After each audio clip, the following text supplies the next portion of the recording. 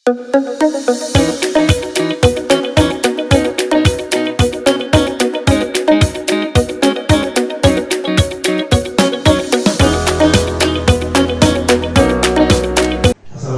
warahmatullahi wabarakatuh.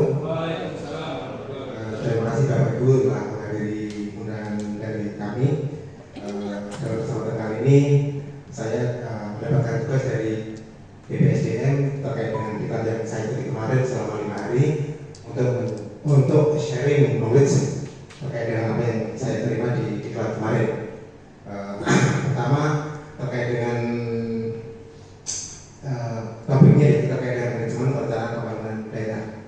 Next, Bapak Ibu, ini highlight dari RPJPN nasional. Jadi RPJPN itu kepanjangan dari Rencana Pembangunan Jangka Panjang Nasional, di mana visi abadi itu sesuai dengan Pancasila, yaitu merdeka, bersatu, berdaulat, adil dan makmur.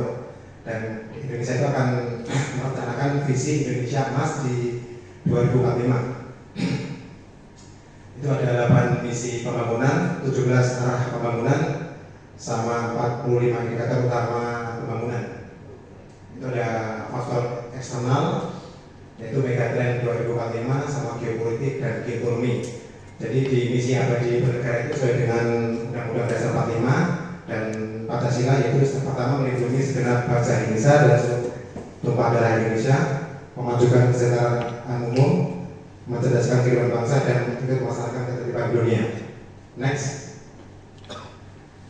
Ya, ini ada 8 misi dan 17 arah pembangunan.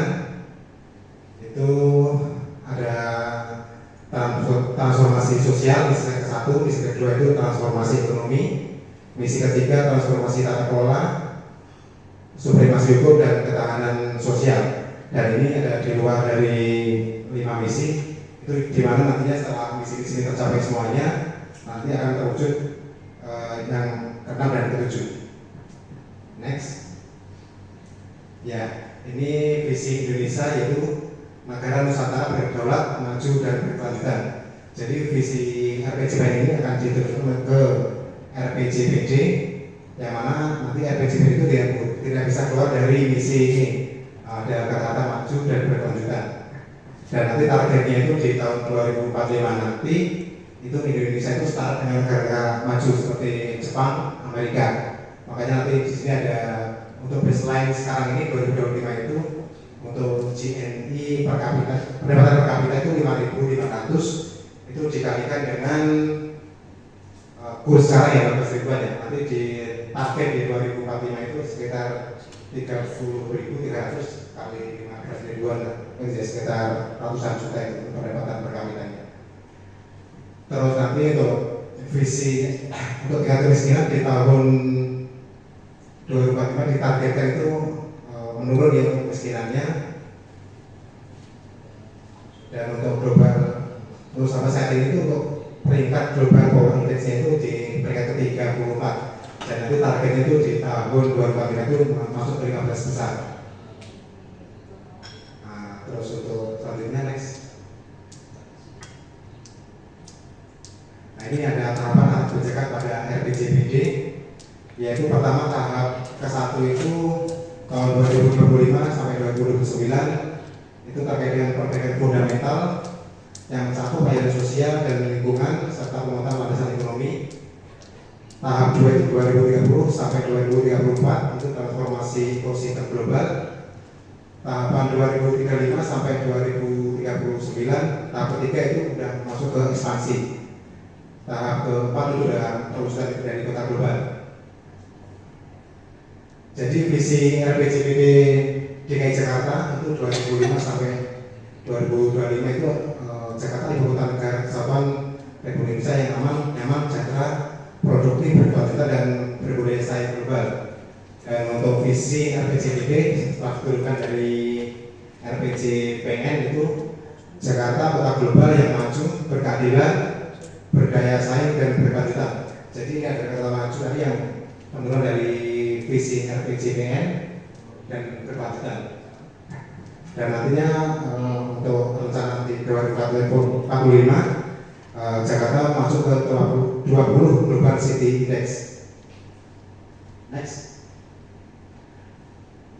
Nah, ini sistem perencanaan penganggaran pusat dan daerah. Ini jadi RPJP nasional itu diturunkan menjadi RPJP daerah, RPJP daerah diturunkan menjadi RPJM daerah setelah setelah visi penjabaran visi dari gubernur terpilih, nanti diturunkan menjadi RKP daerah. RKP daerah nanti akan diturunkan menjadi Reja SKPD. Next, selanjutnya. Next. Nah, ini ada klasifikasi terkait dengan RJPN dan RPJPD. Jadi kalau RP nasional itu namanya untuk 20 tahun itu RPJPN, untuk 5 tahunnya RPJMN, untuk jangka pendeknya 1 tahun itu Reja Kementerian atau Lembaga. Kalau untuk pemerintah daerah itu namanya RPJPD, terus di 5 tahunan itu RPJMN, dan untuk di 3 tahun yang tahunan itu di RKPD untuk pemerintah daerah. Untuk di perangkat daerah sendiri itu di 5 tahunnya itu ada ekstra perangkat daerah, dan untuk tahunan itu ada Reja yang sering itu dalam sistem seimbang ya, yang mencakup tujuan, sasaran, program, kegiatan, dan subkegiatan. Ya, next. Ya, lanjut. Nah, untuk sinkronisasi perencanaan pembangunan daerah itu, jadi untuk perencanaan itu ada spasial dan spasial.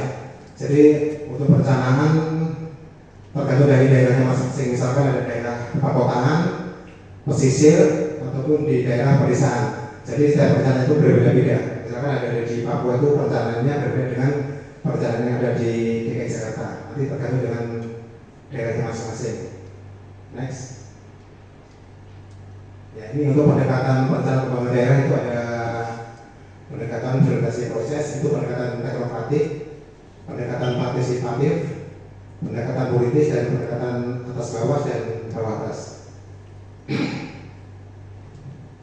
Untuk pendekatan verifikasi substansi ada pendekatan tematik, pendekatan holistik, pendekatan integratif, dan pendekatan spasial.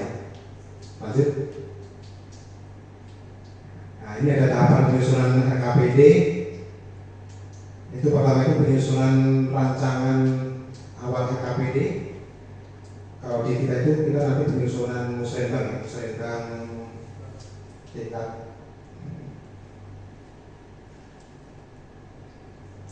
Ya, kalau di kita itu ada pertama itu diawali dengan pergub RW. Setelah pergub RW itu ada lanjutkan dengan musrenbang tingkat kelurahan yang terintegrasi dengan kecamatan.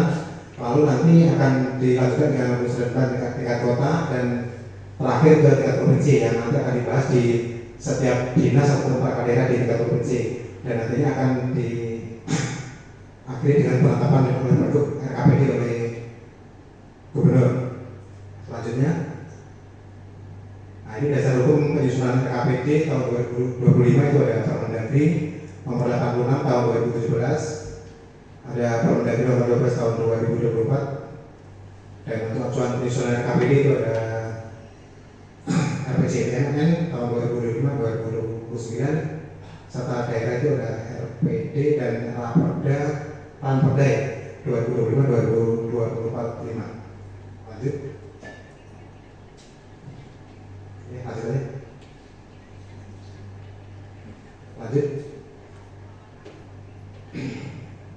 Nah, ini arah kebijakan dan prioritas nasional tahun 2025. Itu ada 8 program hasil terbaik cepat.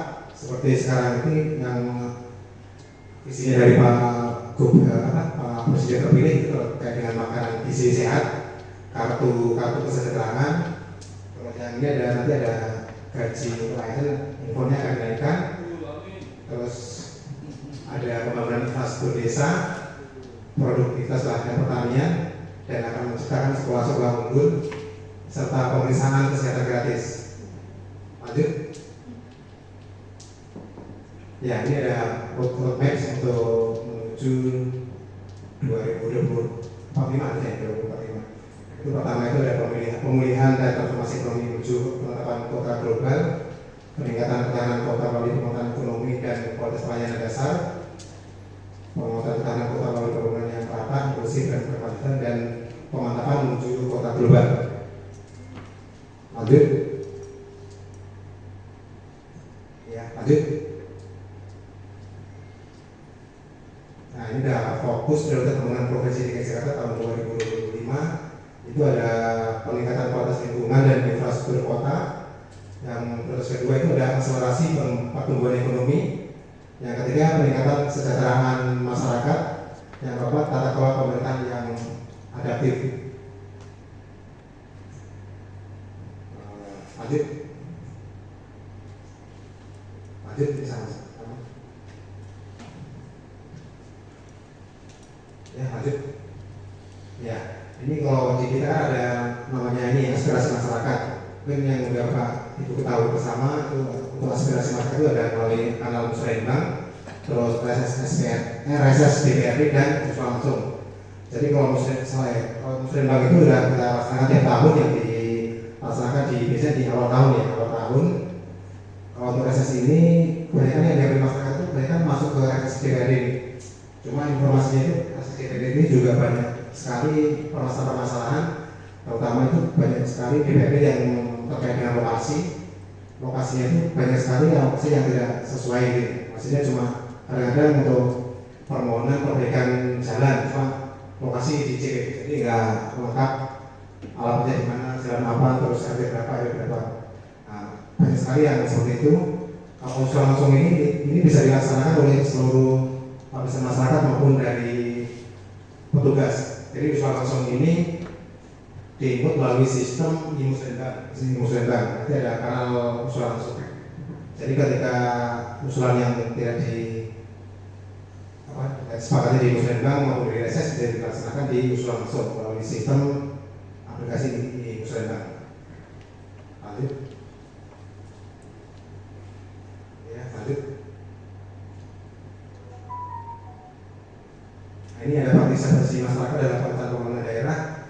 Itu ada rembuk RW, jadi RW seluruh DKI itu ada sekitar 2.746 RW. Nah, kelurahan dan musrembang kelurahan itu untuk jumlah kelurahan itu sekitar 267 kelurahan, musrembang kecamatan 44 kecamatan, kota, kabupaten itu ada 5 kota dan 1 kabupaten dan musrembang provinsi. Seharusnya dalam musrembang itu kita seharusnya mengundang stakeholder yang terkait dari BUMD, pemerintah pusat, unsur legislatif, Forkopimda, unsur eksekutif dan lainnya. Tapi yang kita temui saat ini banyak sekali dari unsur-unsur seperti dari unsur legislatif tidak jarang sekali yang ada di Musrembang kita. Lanjut.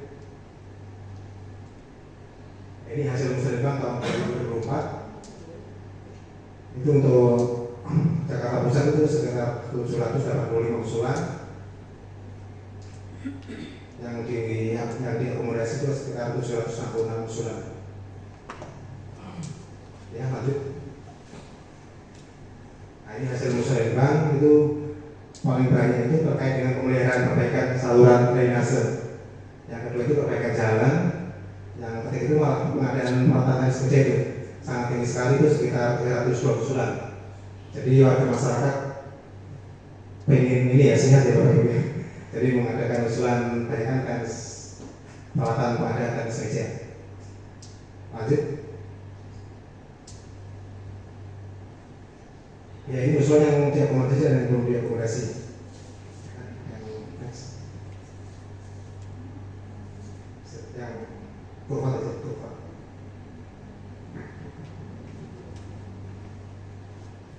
Ya, ini ada sekitar 60% itu udah usulan yang diakomodasi. Yang tidak diakomodasi ya, ini yang reses ya. Ya, lanjut. Ya, sekian Bapak Ibu, terima kasih. Mungkin ada pertanyaan atau masukan dari Bapak Ibu semuanya. Mungkin yang sudah pakar-pakar, Lurah, Pak Sektor, Pak Kasih. Silakan, terima kasih. Waktunya. Assalamualaikum warahmatullahi wabarakatuh. Kalau dari saya izin menanggapi ya Pak Heri ya, kaitan sama tugas dan fungsi kita lah yang melekat untuk perencanaan pembangunan daerah. Yang ingin saya tanyakan, menurut Pak Heri nih, kaitan dengan pencapaian visi misi DKI menuju kota global tadi ya, kemudian kewenangan kita dalam perencanaan musrembang kelurahan, Nah, kiranya apa yang bisa dimasukkan ke dalam perencanaan musrenbang kelurahan, kegiatan maupun misalnya pengadaan apapun lah yang bisa menunjang terhadap output kontribusi kelurahan sebagai SKPD atau unsur-unsur yang ada di pemerintahan Kota Jakarta Pusat khususnya dalam mendukung DKI menuju kota tunggal gitu. Jadi perencanaan konkret kontribusi kita nih kira-kira apa nih yang bisa mendukung menuju output tadi gitu. Coba boleh mungkin sharing. Terima kasih Pak.